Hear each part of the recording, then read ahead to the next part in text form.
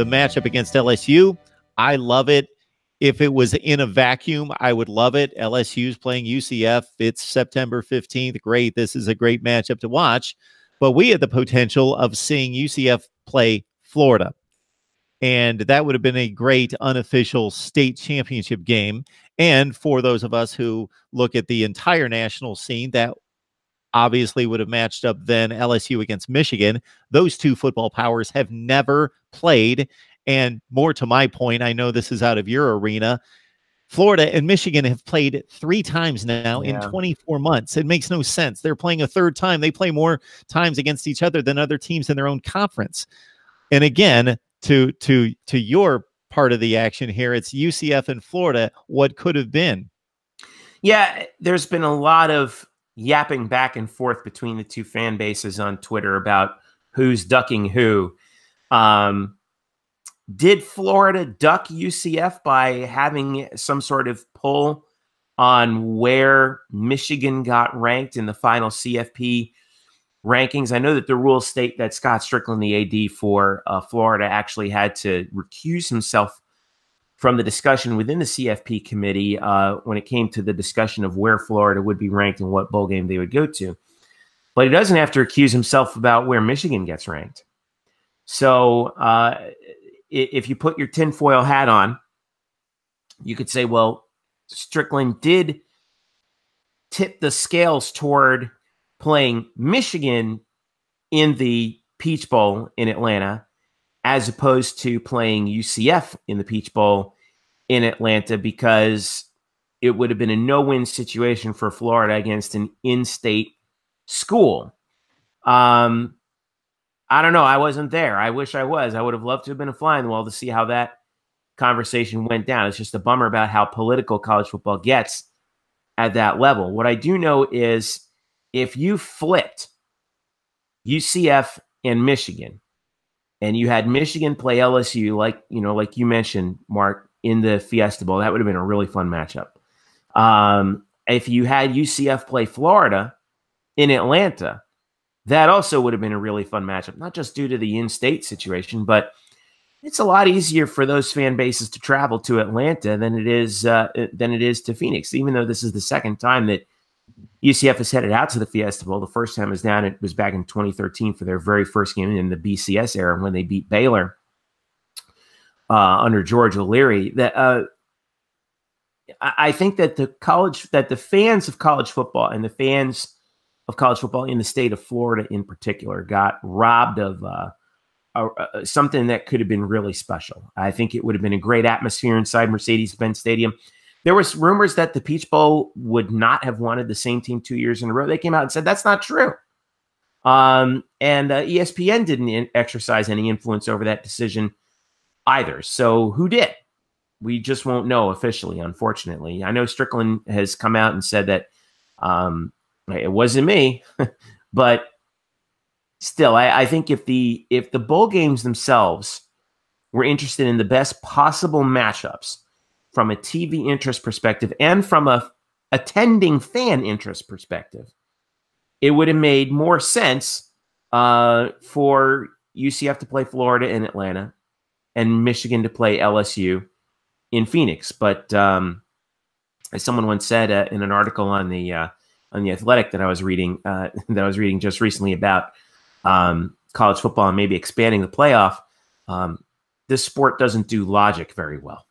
No, it never has, and it continues to fine-tune a few things to get us closer to that, but then it contradicts itself within that structure. Meaning a 14 playoff makes a whole lot more sense than two teams being decided, but it's still screwed up in the way that they arrive at that, and then the peripheries suffer as well, and that's what the bowl games are.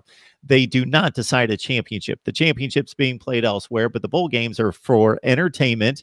They're a reward for the players, and they are for the fan bases to travel to the games and for the matchups to make sense. We don't want the 5th place team or the number 5 team in the country to be playing a team that's unranked. So they need to make sense to some extent, which they do to a certain extent. But LSU and Michigan have never played, to my previous point.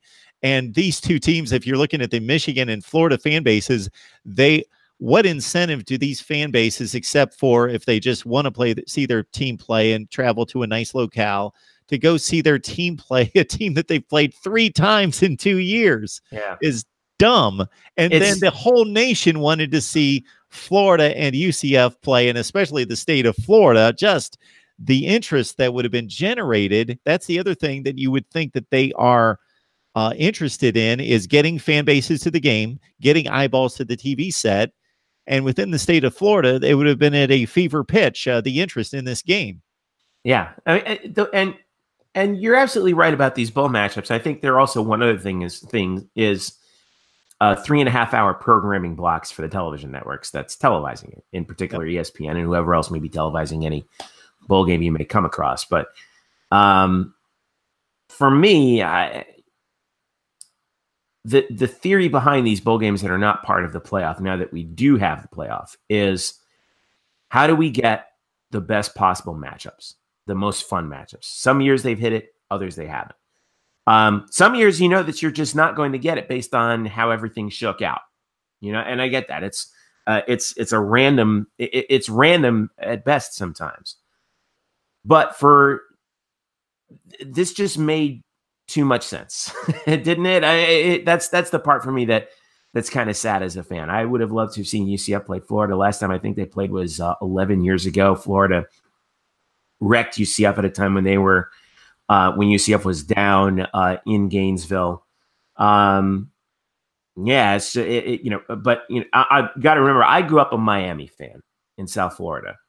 Miami fans know a thing or two about Florida conveniently avoiding matchups with in-state schools. So I get I can kind of see, like I said, when the tinfoil hat comes on, the sort of conspiratorial nature of it. I'm normally not like that, but at some point you got to say, guys, come on, this is what makes the most sense here. Let's give that, there's not much of an incentive, not much of an added incentive for the average college football fan to watch Michigan and Florida again. I'm thinking about somebody who might be sitting, on their couch in Grand Rapids, Michigan. Or maybe that's a bad example. I mean, somebody in Charlotte, North Carolina, right? But UCF in Florida, okay, I'll tune into that on 1 p.m. on New Year's Day. I'll check that out. Whereas they might not want to if it's something else. So I don't know, man. I wish we had, when they name us the consuls of college football, Mark, we'll be able to figure all this out for everybody. Absolutely. And one further point that's only an extension from the other side, the Michigan LSU side, is that again, they've never played, and another we'll add it to the players and the fan bases. Another reason for these bowl games is for us to see matchups that are rare, not just exciting, but are rare, interesting, exciting, and rare, because we have so few cross-sectional non-conference games in September, and to see the same 2 schools play for 3 times in 2 years. And then we had a matchup that could have, in 150 years of college football, Michigan and LSU, 2 huge brands, have never played. At least that's a storyline for that game. Yeah, the only time they've competed with each other was over Les Miles about 10 years ago. Yes. Yeah, they did. That's right.